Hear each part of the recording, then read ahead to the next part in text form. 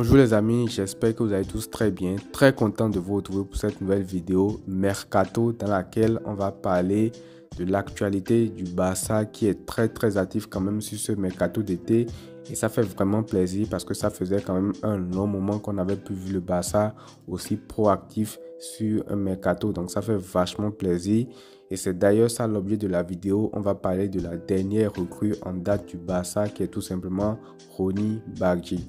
Donc cette vidéo, on va la faire en 3 temps. Déjà, il y aura une première partie où on va présenter un petit peu le joueur, qui est-il, quel est son parcours juste à présent. Ensuite, on va parler de ses qualités, plus sur le terrain, qu'est-ce qu'il peut apporter concrètement, quelles sont ses qualités et tout. Et la troisième chose, on va définir un petit peu son rôle dans l'équipe cette saison parce que là, on l'annonce dans un rôle secondaire. Mais il ne faut pas oublier que dans le foot, tout va très vite. Il suffit qu'il fasse de très bonnes performances par-ci, par-là pour que très vite son statut change. Avant d'aller plus loin, n'hésitez pas à liker la vidéo, à vous abonner si ce n'est pas encore fait. C'est gratuit et ça me soutient. Alors sans plus tarder, on va commencer tout de suite par la première partie de la vidéo pour parler de qui est Ronny Bargi. Alors, Ronny Bargi, c'est simple, c'est un jeune joueur, un jeune talent suédois.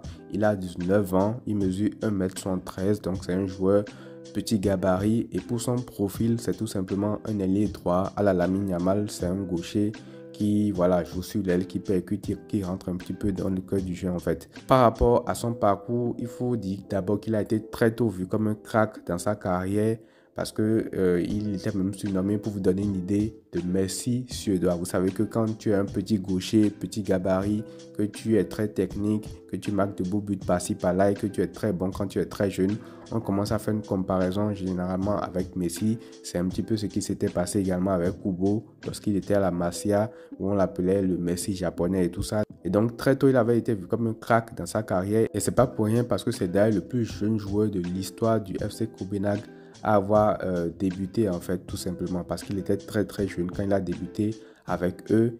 Et d'ailleurs même il a eu une saison extraordinaire en 2023-2024 et c'est au cours de cette saison là qu'il s'est révélé au monde. Et je ne sais pas si vous avez regardé le match, mais qu'il vous souvienne, c'est lors de cette saison qu'il est rentré en jeu lors d'un match de Ligue des Champions épique entre Copenhague et Manchester United en Ligue des Champions. Le match s'est fini 4-3.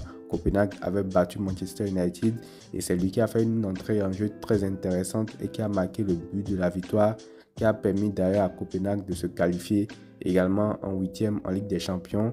Et pour recontextualiser un peu, le groupe était quand même assez compliqué parce que Copenhague, cette année-là, était dans le groupe du Bayern Munich, de Manchester United et de Galatasaray. Et au moment du tirage, personne n'annonçait Copenhague sorti de ce groupe-là et pourtant, ils l'ont fait et il a participé à ça. Donc, il partait quand même sur de très bonnes bases, mais après, il s'est fait les ligaments croisés et juste après ça, il a encore fait une petite rechute, je crois, un autre style de blessure en tout cas. Et c'est ces blessures-là qui ont vraiment handicapé sa carrière, mais sinon il avait vraiment très bien débuté. Je pense que s'il n'avait pas eu ces blessures-là, il serait déjà parti plutôt dans un top club européen tout simplement. Maintenant, on va parler des qualités intrinsèques du joueur. On va parler de ce qu'il peut apporter sur le rectangle vert. Alors comme je le disais tout à l'heure, c'est un profil classique de l'ailier droit. Donc déjà en tant qu'ailier droit, normalement c'est un joueur qui est très technique. Tu peux le voir déjà sur sa conduite de balle, sa touche de balle. C'est vraiment un joueur qui peut faire la différence par la conduite, par la technique et tout. Et il a une très bonne qualité de percussion pour un ailier, c'est-à-dire qu'il peut éliminer ses adversaires constamment. Donc, tu le lances en profondeur ou alors il y a des gens devant lui et tout. Tu sais que c'est un danger constant et permanent en 1v1. C'est un joueur qui peut faire la différence sur le côté. C'est un profil à la Lamine Yamal. Pas qu'il a les mêmes qualités et tout, mais c'est un profil dribblé en fait. C'est un profil déséquilibrant comme ailier. C'est pas un ailier qui va rentrer au cœur du jeu comme Rafinha par exemple en fait. Donc déjà, il a une très bonne qualité en termes d'élimination. En sachant qu'actuellement au Barça, tu n'as que 2 de ce profil-là. Ça peut être intéressant d'en avoir un troisième parce qu'actuellement, en tant que vrai profil déstabilisateur, tu as Lamine Yamal et tu as Baldé qui monte énormément sur le côté gauche. Donc, avant l'arrivée de Nico Williams, en tout cas, tu n'as que 2 joueurs dans ce profil-là et son arrivée peut être également une bonne nouvelle. Donc ça, c'est déjà un point important. Maintenant, à part ça, il faut noter aussi que c'est un joueur qui est très à l'aise dans les petits espaces, dans les trous de souris, il peut s'en sortir. Tu vas penser peut-être qu'il est entouré d'un très grand nombre de joueurs qui ne peuvent pas s'en sortir, mais il va trouver la solution et tout, parce que je vous l'ai dit, c'est un joueur qui est très technique. Donc, il n'a pas forcément besoin d'avoir de grands espaces, de grands boulevards devant lui pour être dans son élément, parce qu'il y a des ailiers qui, dès qu'ils n'ont pas l'espace et tout, ça devient compliqué, style Mbappé par exemple, à plusieurs moments où quand il n'y a pas vraiment des boulevards ou de l'espace, ça devient compliqué pour lui d'éliminer et tout. Lui, c'est pas du tout le cas. Il peut faire la différence dans les petits espaces aussi. Il n'a pas forcément besoin d'avoir des kilomètres à avaler pour pouvoir faire la différence.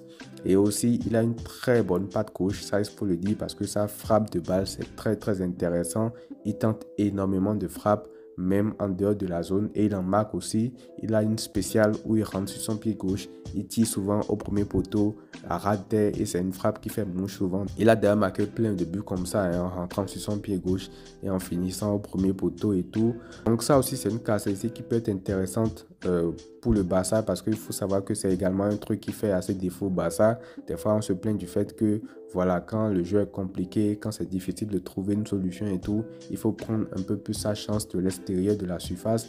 Actuellement, dans l'équipe, il n'y a que Rafinha vraiment, ou alors Fermin Lopez des fois aussi qui tente ça. Donc lui, c'est un profil également qui tente énormément de frappes entrée de zone, qui est très confiant sur cet exercice-là. Et en parlant également de caractéristiques qui fait défaut au Barça, il y a une autre qui en a aussi, c'est la qualité sur les coups de pied arrêtés, sur les coups francs directs, parce que c'est un joueur qui tire très bien les coups de pied arrêtés également. Il les tire de façon très pure, et en sachant que le Barça galère à avoir un tireur dans ce domaine, il peut être intéressant également, même si voilà, tout ce que je dis, il va falloir quand même le mesurer, parce que c'est pas dit et c'est pas écrit à l'avance qu'il aura beaucoup de temps de jeu en A. Donc je ne suis pas sûr qu'il aura assez de temps pour s'exprimer par rapport à ça. Et après, c'est aussi un joueur qui peut exceller dans une configuration de contre-attaque. Donc ça veut dire qu'il a tout en fait pour jouer dans le Barça de Hansi Flick. Tout à l'heure, je vous disais que dans les petits espaces, il est très intéressant. Il peut combiner, il peut s'en sortir dans les trous de souris et tout. Mais c'est aussi un joueur qui, quand il y a de l'espace, quand il faut accélérer, quand il faut aller très vite sur les contre-attaques, mener une contre très vite et tout, il est également prêt. Parce que c'est un joueur qui est très rapide. C'est un joueur voilà, qui a une très bonne vitesse. Donc voilà, même dans cette configuration, il ne sera pas du tout lagué. Donc c'est vraiment un profil qui peut concorder au Barça de Hansi Flick. Et après, côté finition, la finition, c'est pas une finition d'élite non plus, mais c'est très correct pour un jeune joueur comme lui, en sachant qu'il va progresser encore. Et il peut finir du pied gauche comme du pied droit. Il a marqué également de très beaux buts du pied droit, que ce soit devant la cage où il n'a plus qu'à finir au premier poteau, ou alors même en volée et tout. Donc c'est presque un joueur ambidextre, parce que quand il est devant la cage et tout, il peut utiliser vraiment son pied droit, qui peut être un atout en plus pour lui en fait.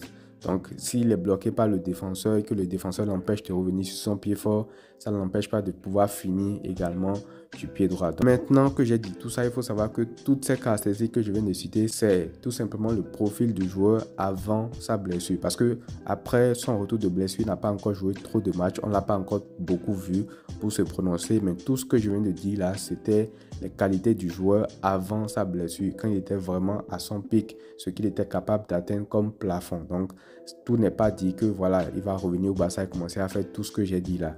Ça va prendre du temps parce qu'il revient des ligaments croisés. Et donc, on verra comment il se comporte avec le Barça. Maintenant, on va parler du troisième point de cette vidéo. Quel sera son rôle?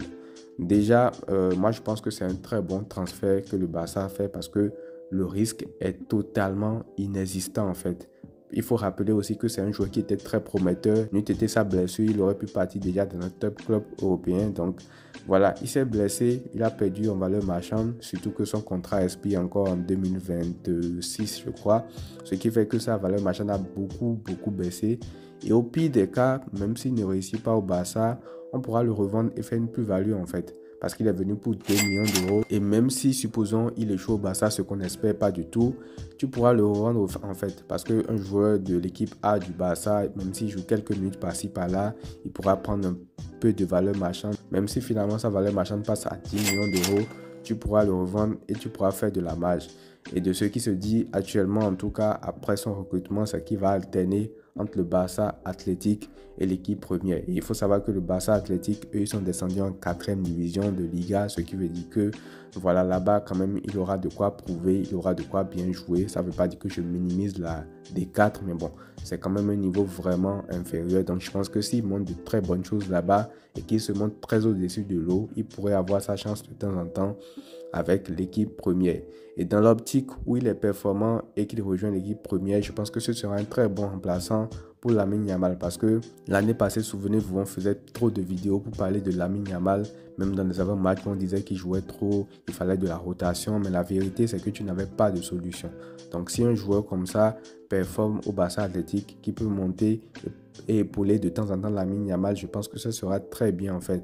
Et ça va permettre à Lamine Yamal de pouvoir se reposer également de temps en temps. Donc, à voir surtout comment il va revenir de sa blessure. Je pense que c'est l'élément le plus primordial, parce que je pense qu'un Ronny Barguil qui ne s'était pas blessé, qui a été au pic de ses capacités, sauf circonstances vraiment bizarres, il aurait pu vraiment devenir un vrai backup pour Lamine Yamal. Donc je pense que déjà il va faire la pré-saison avec l'équipe, ça c'est clair, parce qu'on vient de le prendre et tout. Il aura le temps de venir, de faire la pré-saison. On pourra voilà, se faire déjà une petite idée du joueur. Et après, on va voir voilà, comment ça va évoluer au fil de la saison. Mais par rapport à ce dossier-là, le Barça a quand même mis toutes les chances de son côté. Donc voilà les amis, c'est tout pour cette vidéo. C'était juste pour revenir sur ce joueur que le Barça a pris, le présenter un petit peu et également faire la nuance sur le fait que voilà, le fait qu'il s'est blessé a fait que ça a ralenti sa progression, un peu comme Gavi par exemple qui est revenu dans un rôle mineur cette saison. Donc on aura le temps de le voir cette saison. N'hésitez pas à me dire ce que vous en pensez dans les commentaires, je vous lirai. Prenez tout soin de vous les amis et à très vite.